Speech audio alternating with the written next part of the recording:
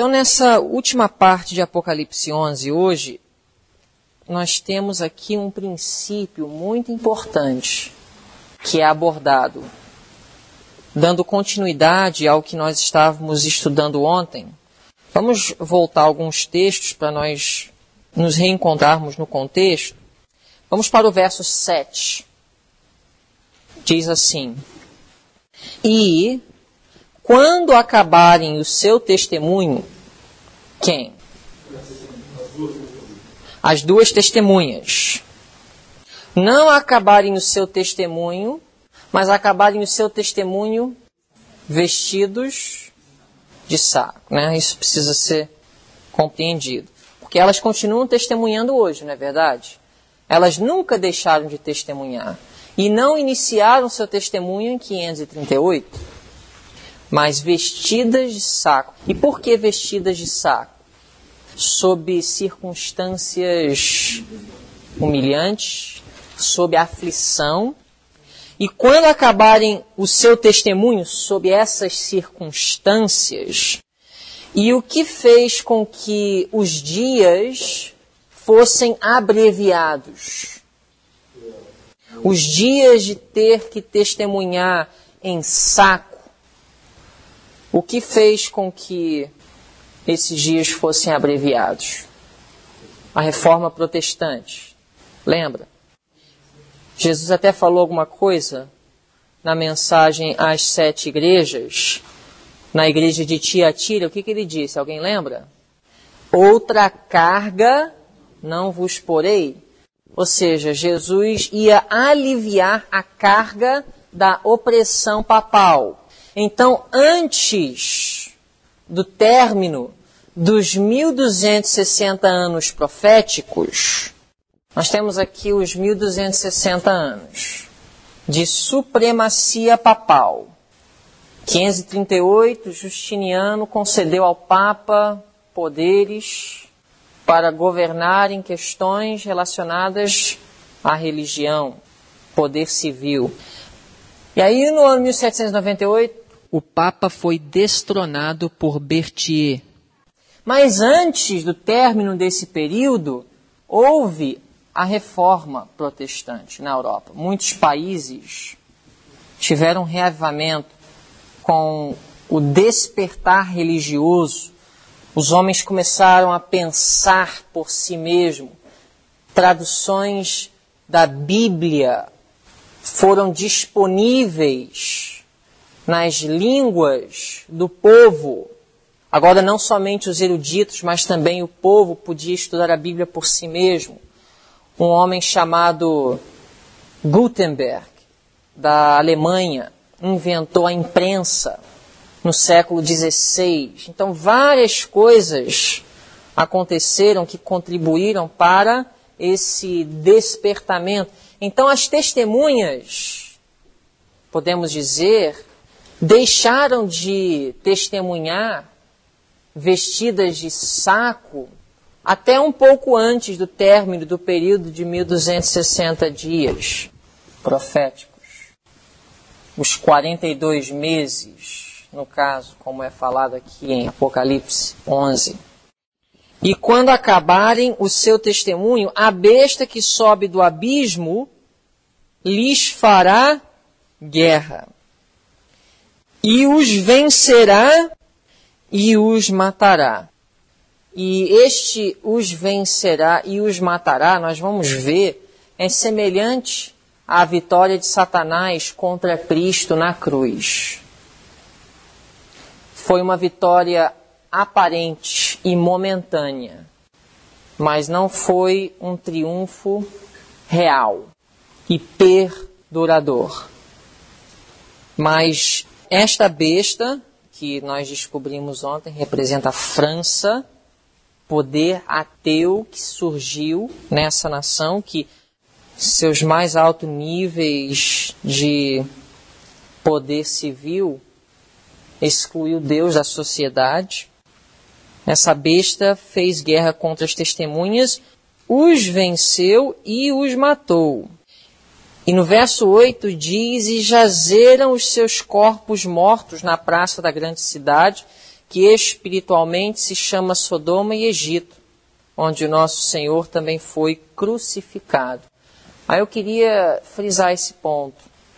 Onde é que nós vemos, além da própria crucifixão de Cristo, que é mencionado Jesus ser crucificado ou perseguido?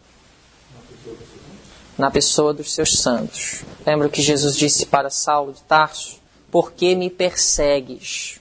Então, quando os santos de Cristo são perseguidos, crucificados, Jesus também é. Nesse caso, não somente as Escrituras, mas também os fiéis foram maltratados e perseguidos na França. Deixa eu ler para vocês do livro Grande Conflito 273. Nós temos o massacre de Santo Bartolomeu, um evento histórico. Você pode até pesquisar na enciclopédia e você vai descobrir um pouco acerca desse acontecimento. Ellen White ela diz assim: o mais negro, porém, do negro catálogo de crimes, a mais horrível entre as ações diabólicas de todos os hediondos séculos, foi o massacre de Santo Bartolomeu. Milhares de protestantes que dormiam tranquilamente em suas casas, confiando na honra empenhada de seu rei, eram arrastados para fora sem aviso prévio e assassinados a sangue frio. Quem acha que já sofreu perseguição não sabe de nada em comparação com isso. Como Cristo fora o chefe invisível de seu povo ao ser tirado do cativeiro egípcio, assim foi Satanás o chefe invisível de seus súditos na horrível obra de multiplicar os mártires. Durante 7 dias perdurou o massacre em Paris, sendo os primeiros 3 com inconcebível fúria. E não se limitou unicamente à cidade, mas por ordem especial do rei estendeu-se a todas as províncias e cidades onde se encontravam protestantes.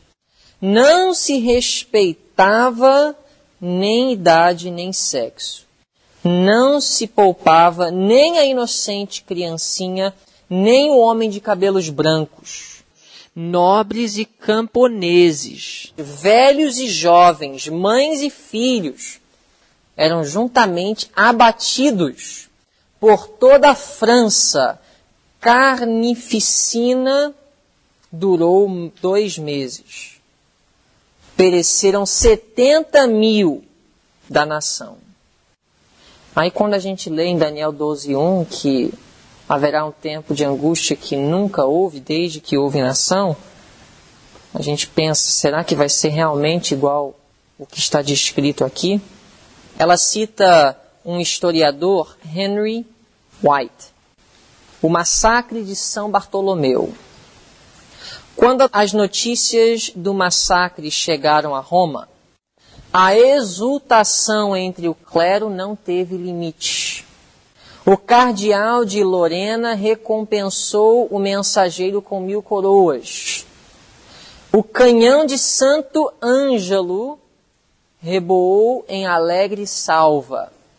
Os sinos tangeram em todos os campanários. Fogueiras festivas tornaram a noite em dia. E o Papa Gregório VIII, acompanhado dos cardeais e outros dignatários eclesiásticos, foi em longa procissão à igreja de São Luís, onde o cardeal de Lorena cantou o Te Deum. Uma medalha foi cunhada para comemorar o massacre. E no Vaticano ainda se podem ver 3 afrescos de Vasari descrevendo o ataque ao almirante, o rei em conselho urdindo a matança, e o próprio morticínio. Gregório enviou a Carlos a rosa de ouro, e 4 meses depois da carnificina, ouviu complacentemente ao sermão de um padre francês que falou daquele dia tão cheio de felicidade e regozijo em que o Santíssimo Padre recebeu a notícia e foi em aparato solene dar graças a Deus a São Luís. E quando a gente pensa que Ellen White fala que o poder católico não mudou nada, é exatamente hoje o que era naquela época, devemos pensar o que nós estamos fazendo em algumas partes do mundo como igreja, homenageando a morte do Papa ou fazendo alianças com a Igreja Católica e nos envolvendo no poder ecumênico que foi impulsionada pelo papado. É o mesmo poder. Só hoje não faz o que fazia antes, só hoje não revela as suas verdadeiras cores, como assim revelou na Idade Média, porque hoje ela se encontra num estado ou numa condição sem poder. Mas volta a ter o poder que teve e ela demonstrará suas verdadeiras cores. A expressão no abismo, em Apocalipse. Nós temos 3 lugares em Apocalipse onde nós temos o abismo. Apocalipse 11, Apocalipse 17 e Apocalipse 20. Em Apocalipse 20, nós temos o milênio. Satanás ele fica no abismo.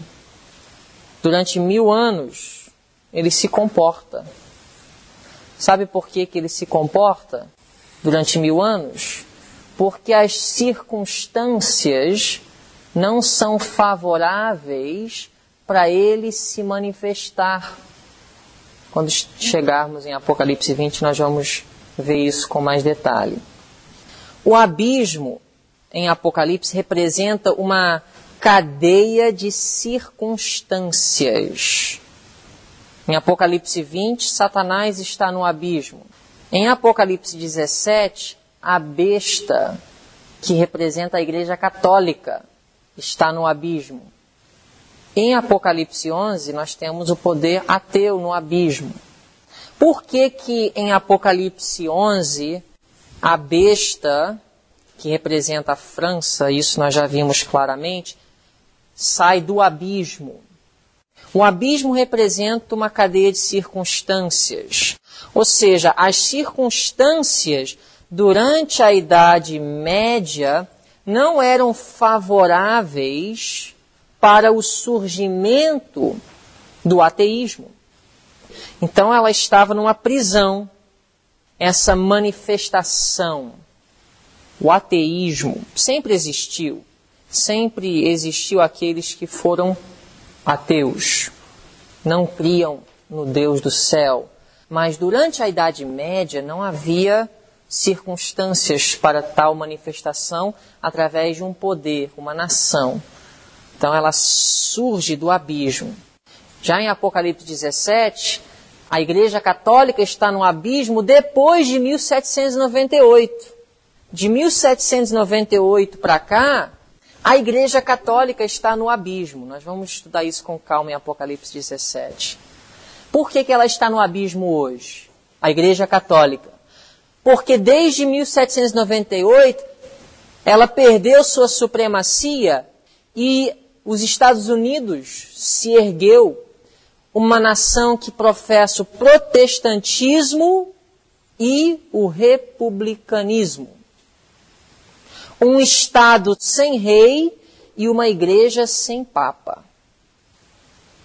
Quando a nação mais poderosa do mundo, vejam bem, quando a nação mais poderosa do mundo rejeita um rei no Estado e um papa na igreja, logicamente a Igreja Católica estaria onde? No abismo. Agora, o fato da besta estar no abismo quer dizer que ela já não é mais besta? Eu quero que vocês entendam isso, porque eu já ouvi um pastor adventista dizer para mim que a Igreja Católica já não é mais o que ela foi na Idade Média. Nós devemos ter cuidado em como apresentamos Apocalipse 13 diante do mundo do século 21, porque a Igreja Católica ela não é mais o que ela foi.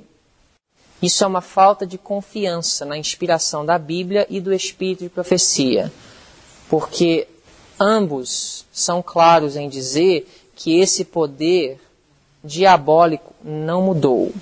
Está apenas aguardando a oportunidade de se manifestar novamente. E a manifestação, segundo Daniel 12:1, será pior do que no dia do massacre de Santo Bartolomeu. Vou continuar lendo aqui, 273. O mesmo espírito sobrenatural que instigou o massacre dirigiu também as cenas da Revolução Francesa, de 1789 a 1798, período da Revolução Francesa. Foi declarado ser Jesus um impostor e o grito de mofa dos incrédulos franceses era: esmagai o miserável, falando de Cristo. Blasfêmia que desafiava o céu e abominável impiedade iam de mãos dadas, e os mais vis dentre os homens, os mais execráveis monstros de crueldade e vício, eram elevados aos mais altos postos. Em tudo isto, prestava-se suprema homenagem a Satanás, enquanto Cristo, em seus característicos de verdade, pureza e amor abnegado, era crucificado. Tem muito mais. Vocês deveriam ler esse capítulo de grande conflito. As Escrituras Sagradas e a Revolução Francesa. Voltando ao capítulo 11, então, verso 9 diz assim: E homens de vários povos, tribos, línguas e nações verão seus corpos mortos por 3 dias e meio, e não permitirão que os seus corpos mortos sejam postos em sepulcros. E os que habitam na terra se regozijarão sobre eles. Nós acabamos de ler um comentário em Grande Conflito que descreve quando a palavra de Deus foi pisada por terra, quando os servos de Cristo foram degolados de forma tão cruel, qual foi a reação do clero católico, dos povos ao redor da França que estavam cientes? Foi de quê? Aqui está escrito: regozijo e alegria. É semelhante ao que aconteceu na cruz, não é verdade? Foi regozijo e alegria. Satanás aparentemente teve a vitória sobre Cristo. É sempre assim no grande conflito. Aquele que vai triunfar no final, sempre aparentemente está sendo vencido. Sempre. Por isso que se você sair na rua e você for maltratado, injustiçado, explorado, e você vira as costas e vai embora dizendo: Senhor, a vingança pertence a ti, cabe a mim confiar. Todos vão olhar e vão dizer: ele foi humilhado, ele foi derrotado, ele perdeu a batalha. Podem até te chamar de frouxo ou de não sei o que mais, covarde. Mas o fato dessa pessoa ter conseguido se controlar foi vitória no grande conflito. Talvez a batalha, aos olhos humanos, foi perdida, mas a guerra pertence a Cristo e ele é vencedor no final. Então, nós temos uma linguagem aqui parecida com a crucifixão de Cristo. E a mesma coisa aparentemente acontece. Veja só. E os que habitam na terra se regozijarão sobre eles e se alegrarão e mandarão presentes uns aos outros. Porquanto estes 2 profetas tinham atormentado os que habitam sobre a terra. Eu gostaria de falar muito sobre esse ponto. Quem são os dois profetas? Antigo e Novo Testamento. O que a Bíblia fala que o Antigo e Novo Testamento faz com os que habitam sobre a terra? Atormentam. A palavra de Deus, ela atormenta o coração carnal. E essas duas testemunhas, esses dois profetas, atormentavam. Porque a palavra de Deus nunca foi popular e sua mensagem nunca agradou o coração não convertido. Mas o que eu acho interessante hoje é que essas duas testemunhas estão atormentando poucos hoje em dia. Não porque elas perderam sua força, mas porque aqueles a quem foi confiados a palavra de Deus, os oráculos divinos, estão com medo de trazer o pecador ao arrependimento, chamando o pecado pelo seu nome exato. Verso 11 diz assim: depois daqueles 3 dias e meio, o Espírito de vida, vindo de Deus, entrou neles. Entrou em quem? Agora vocês entendem, né? Uma linguagem simbólica. Neles representa quem? Os 2 profetas. E os 2 profetas, o Antigo e o Novo Testamento. Ou seja, a palavra de Deus, ela foi crucificada, ela foi morta, ela foi vencida, mas ela não foi colocada na sepultura. Depois de 3 dias e meio, ela seria o quê? Ressuscitada. E puseram-se sobre seus pés, e caiu grande temor sobre quem? Aqueles que estavam debochando, regozijando e se alegrando pela derrota da palavra de Deus, agora tiveram a oportunidade de ver Deus agir. Segurando o dedo aí em Apocalipse 11, abram comigo, por favor, em 2 de Coríntios 13, verso 7. É uma passagem que nós vamos ler em várias disciplinas aqui. E eu quero que vocês deixem este princípio fixar em sua mente. 2 de Coríntios 13, 8. Diz assim: porque nada podemos contra o quê?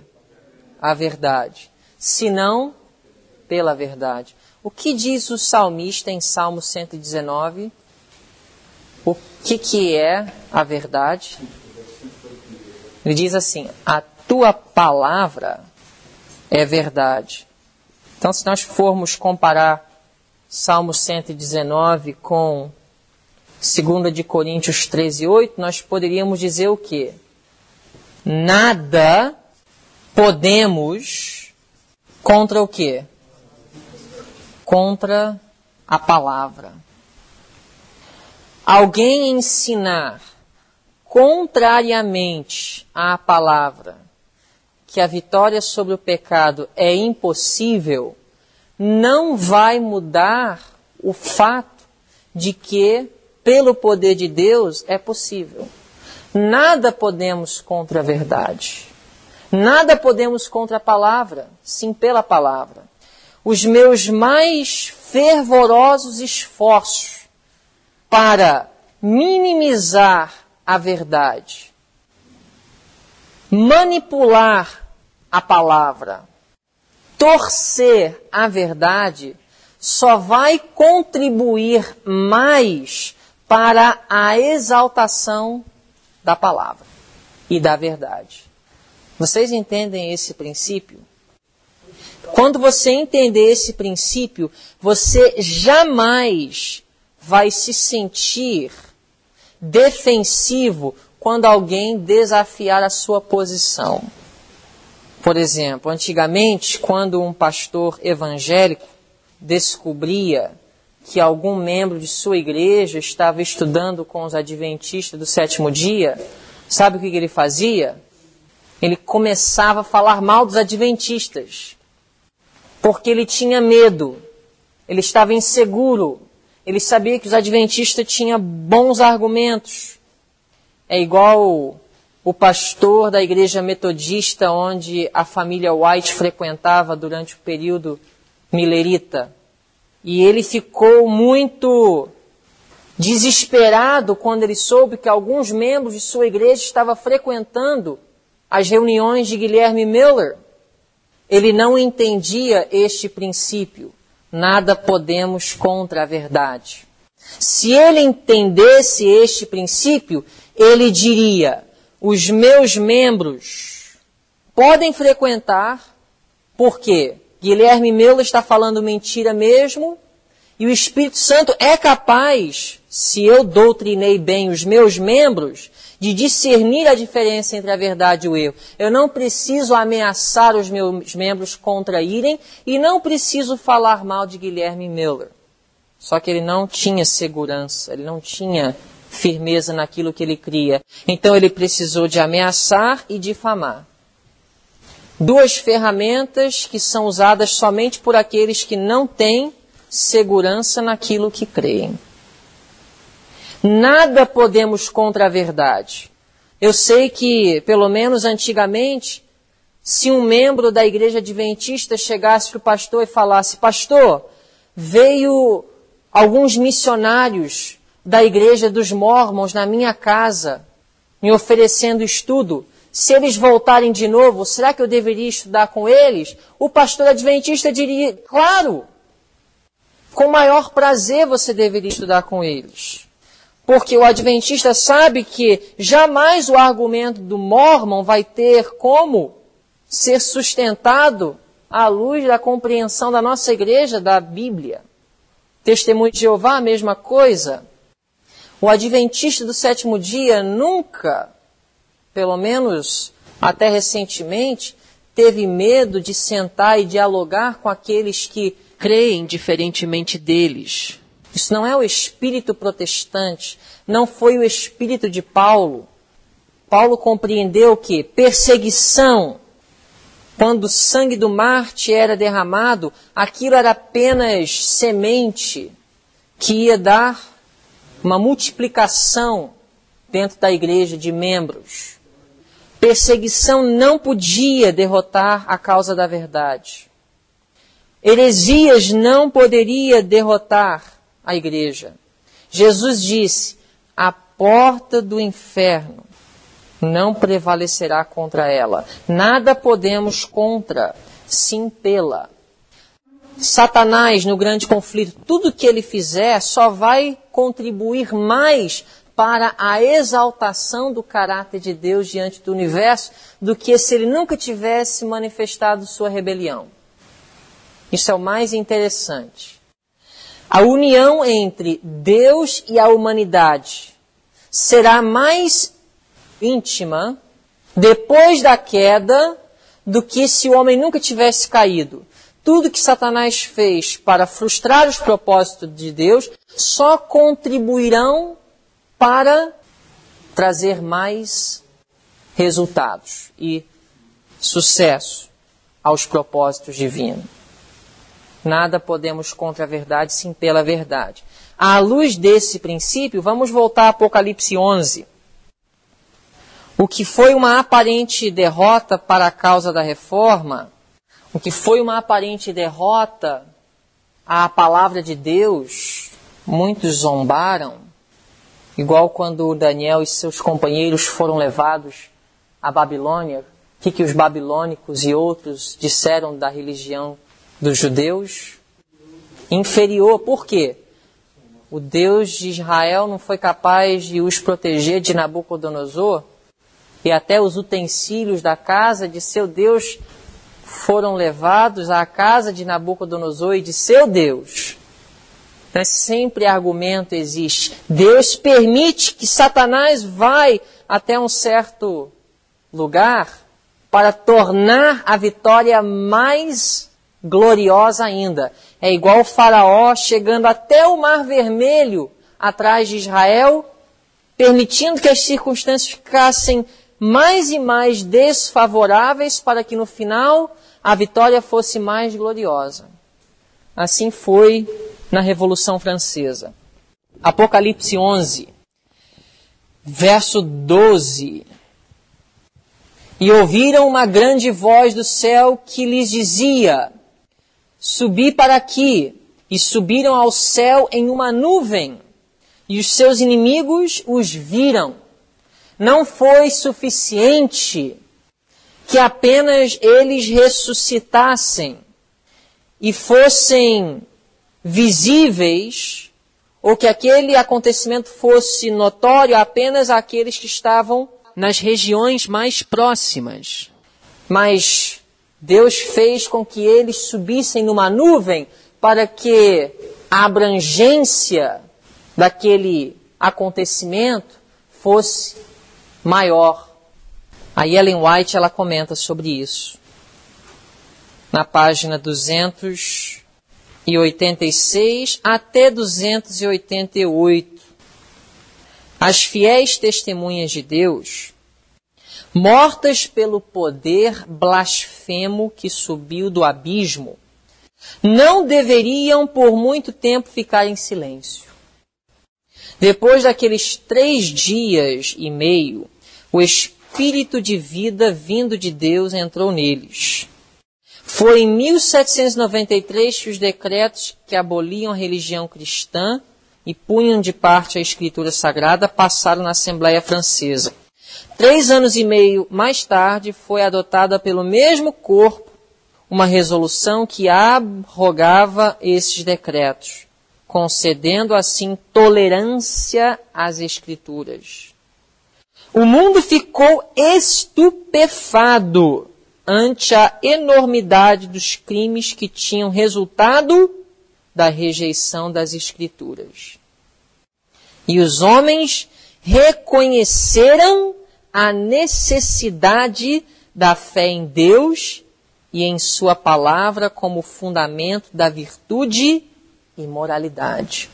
Eu queria frisar o seguinte: o reavivamento, a ressurreição das 2 testemunhas da palavra de Deus não foi uma intervenção direta de Deus. Foi o curso natural das coisas. O que eu quero dizer com o curso natural das coisas? A palavra de Deus foi rejeitada na sociedade. Toda espécie de crime, imoralidade tomou lugar na sociedade.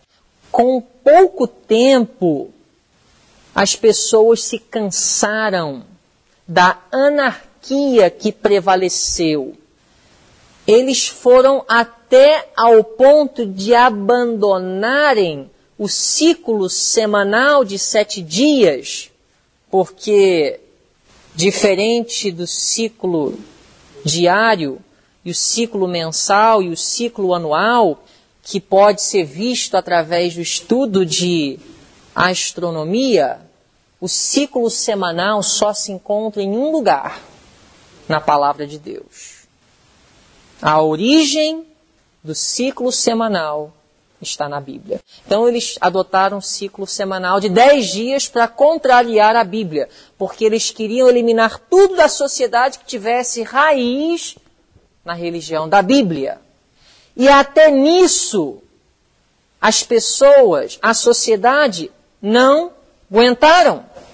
E com o tempo, o corpo não aguentou. Porque Deus criou a nossa estrutura física, mental e espiritual de tal forma que a cada 7 dias precisamos de um descanso. É igual ao meu carro, depois de tantos quilômetros, tem que trocar o óleo, não tem jeito.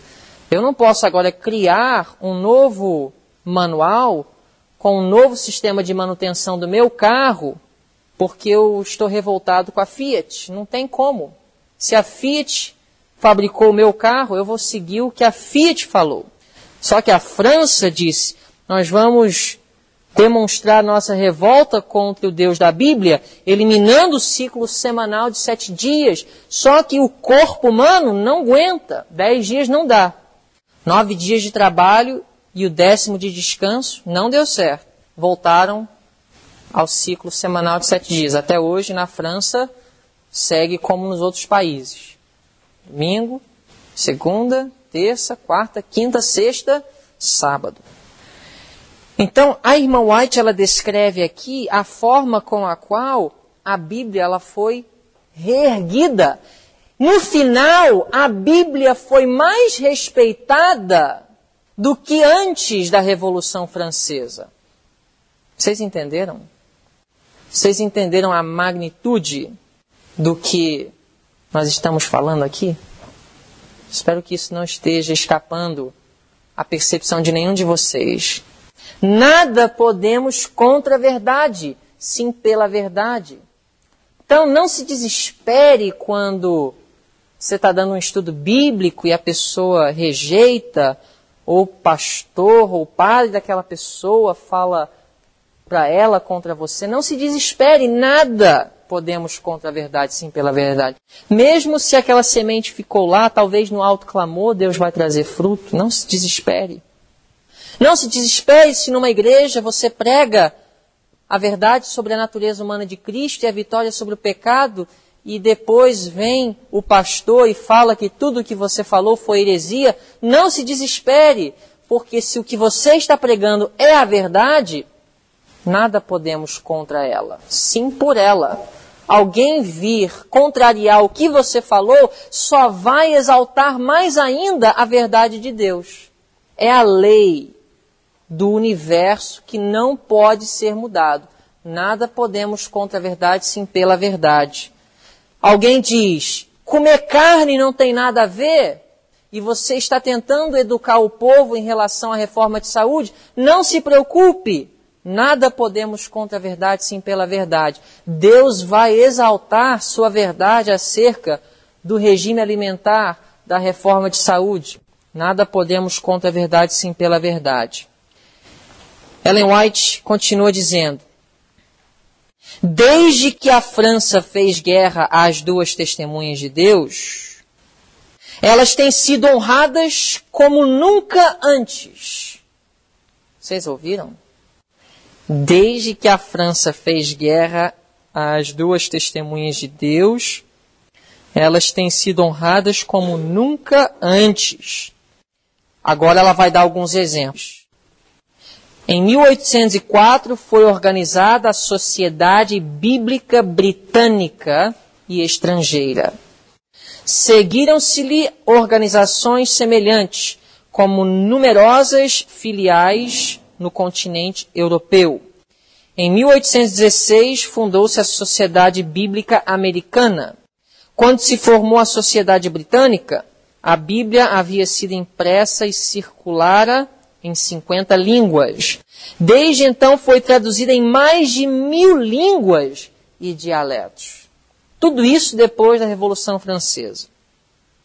Durante os 50 anos anteriores a 1792, pouca atenção se dera à obra das missões estrangeiras. Nenhuma nova sociedade se formou.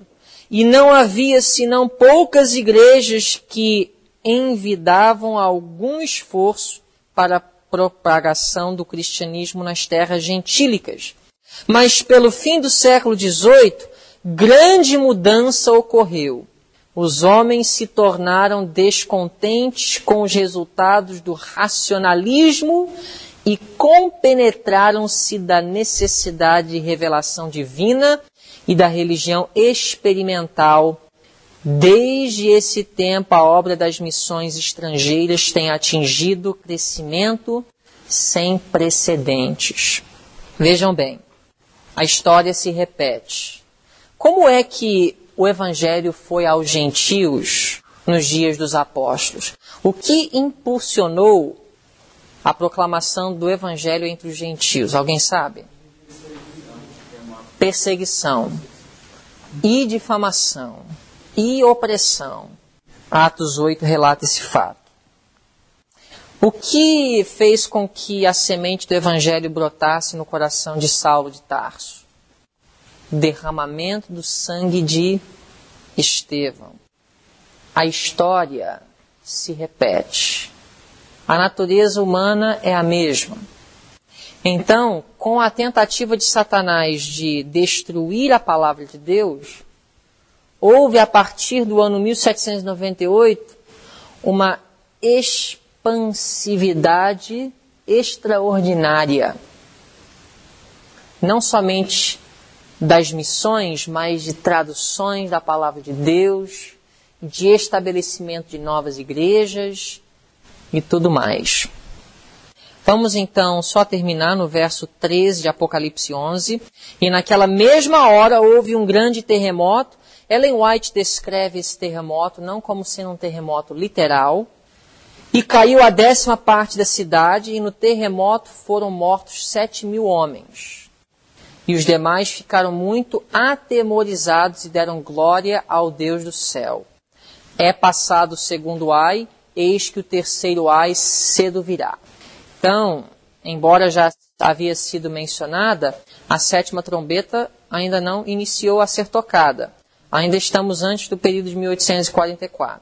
Agora, querendo maiores informações ou observações sobre o terremoto, os 7.000 homens, tem pouco a dizer, mas vocês podem ler em Grande Conflito e também no livro de Urias Smith.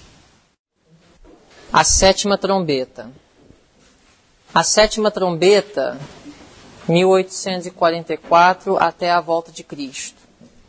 O último golpe sobre os reinos terrestres. E o 7º anjo tocou a sua trombeta, e houve no céu grandes vozes que diziam. E agora o que segue são coisas que aconteceriam durante o tocar da 7ª trombeta. Os reinos do mundo vieram ser de nosso Senhor. O que está acontecendo durante o período do tocar da 7ª trombeta? A obra do juízo investigativo. Quem lembra Daniel 7? Durante o juízo, Jesus está recebendo do Pai o quê? Um reino. E por que, ou melhor dizendo, o que tem a ver o juízo investigativo com Jesus receber um reino? Alguém lembra e saberia me dizer? O que tem a ver a obra do juízo e Jesus receber um reino? Ele recebe o reino através da obra de juízo. É reconhecido a sua autoridade. Sim, mas quem está sendo julgado durante o juízo investigativo? O povo de Deus. O que o povo de Deus tem a ver com o reino? Jesus, durante o juízo investigativo, está escolhendo aqueles que vão compor o seu reino. Os súditos. Entendeu? Então, durante o tocar da 7ª trombeta, os reinos do mundo passarão a ser de Cristo. Também está conectado com Daniel 2, certo? A estátua tem 4 metais, ela será desestruturada, quebrada. E os 24 anciãos que estão assentados em seus tronos diante de Deus, prostraram-se sobre seus rostos e adoraram a Deus, dizendo: graças te damos, Senhor Deus Todo-Poderoso, que és e que eras e que hás de vir, que tomaste o teu grande poder e reinaste. Aí verso 18. E iraram-se as nações. Durante o período do tocar da 7ª trombeta, as nações se irarão. O que é, no Apocalipse, a ira das nações? A ira das nações está relacionada com Apocalipse 12, 17. E o dragão irou-se contra a mulher e foi fazer guerra ao remanescente. A ira das nações será contra aqueles que fazem parte da Igreja de Cristo aqui na Terra. No Apocalipse nós temos uma série de contrastes. Nós temos o dragão e o cordeiro. Nós temos o sinal da besta e o selo de Deus.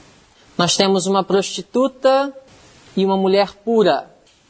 Nós temos a ira das nações e a ira de Deus. E assim vai. São muitos contrastes. A cidade ímpia, Babilônia, a cidade santa, Jerusalém.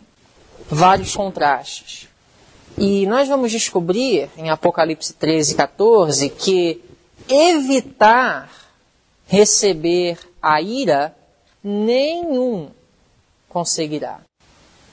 Nem pobre, nem rico, branco, negro, simples ou erudito. Evitar a ira será impossível. Agora, a questão será, a ira de quem vamos receber? A ira das nações ou a ira de Deus? Qual vem primeiro? A ira das nações.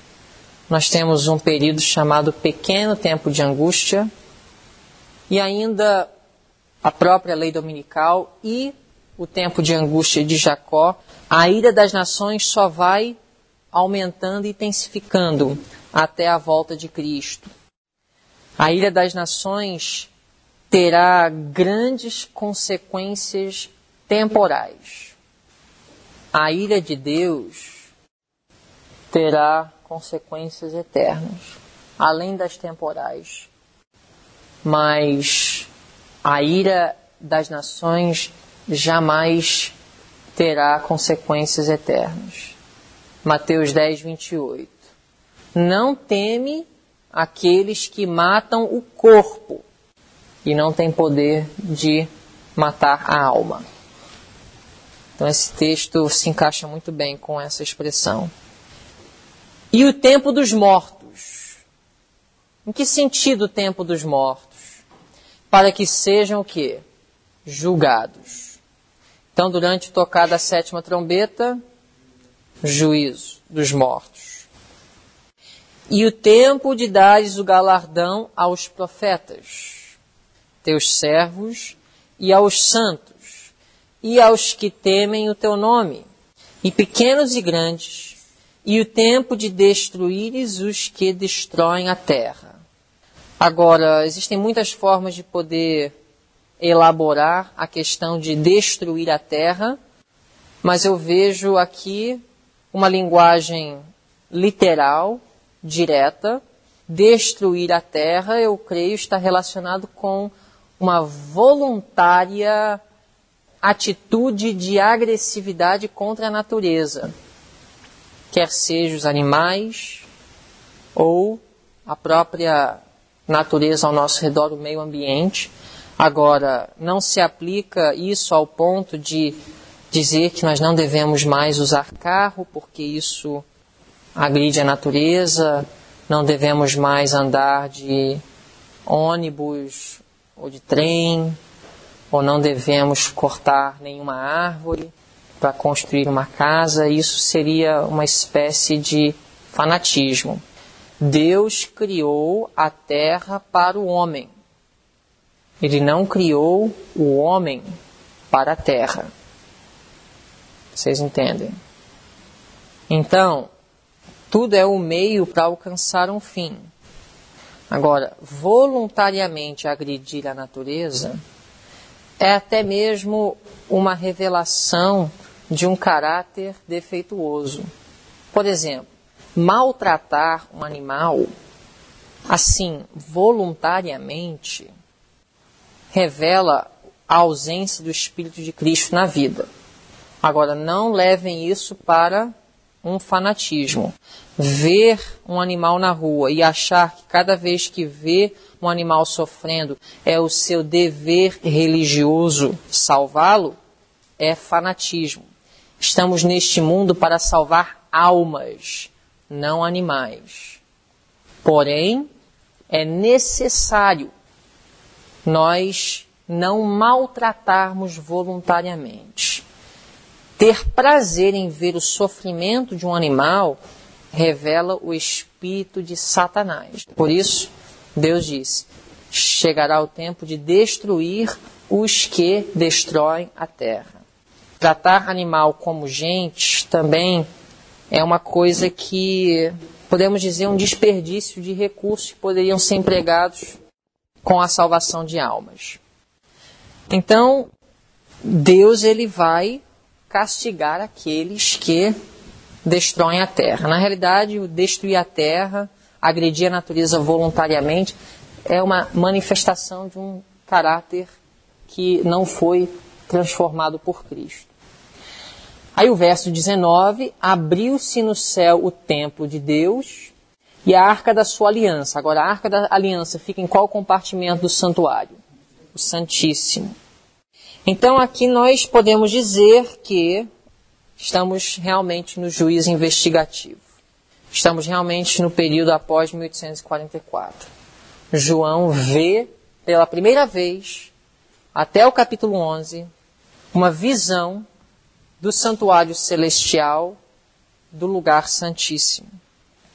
E abriu-se no céu o templo de Deus e a arca da sua aliança. E o que estava dentro da arca? Não está escrito aqui, mas o que estava dentro da arca? Vamos abrir em Hebreus, só para deixar isso claro. Se você estiver dando um estudo, você quer provar que a lei de Deus não foi abolida, uma boa forma de mostrar. Ligar Apocalipse 11, 19 com Hebreus 9, verso 4. Aqui Paulo está descrevendo o Santíssimo, que tinha o incensário de ouro e a arca da aliança, coberta de ouro toda em redor. Em que, falando da arca, em que estava um vaso de ouro, que continha o maná e a vara de Arão que tinha florescido, e as tábuas da aliança. Aí você pode conectar esse texto, as tábuas da aliança, com Êxodo 31, que diz assim, verso 18, e deu a Moisés, quando acabou de falar com ele no monte, as 2 tábuas do testamento, ou do testemunho, ou da aliança, tábuas de pedra, escritas pelo dedo de Deus. Aí, se você quiser ainda provar que o que estava escrito nas tábuas da aliança que estava dentro da arca, que estava no lugar santíssimo, era os 10 mandamentos, você leva para Deuteronômio, capítulo 4, verso 13. Então vos anunciou ele a sua aliança, o seu testamento, que estava escrito nas tábuas, que vos ordenou cumprir. O que ele diz depois? Os 10 mandamentos. Aqui é uma das poucas partes da Bíblia, na realidade eu acho que é a única, que tem a expressão os 10 mandamentos. Deuteronômio 4:13. E os escreveu em 2 tábuas de pedra. Aí você pega aqui e vai para Êxodo 20 e mostra os 10 mandamentos. Aí volta a Apocalipse 11. Essa cadeia de textos que eu dei para vocês agora é preciosa, hein? Deixa elas bem guardadinhas. E abriu-se no céu o templo de Deus e a arca da aliança, que foi vista no seu templo. E houve relâmpagos e vozes e trovões e terremotos e grande saraíva. O IEST está comprometido em fornecer mensagens relevantes como essas gratuitamente, a fim de cooperar com Deus no avanço de seu reino. Para ouvir mais sermões e palestras como essa, acesse nosso site www.iest.org. www.istrj.org.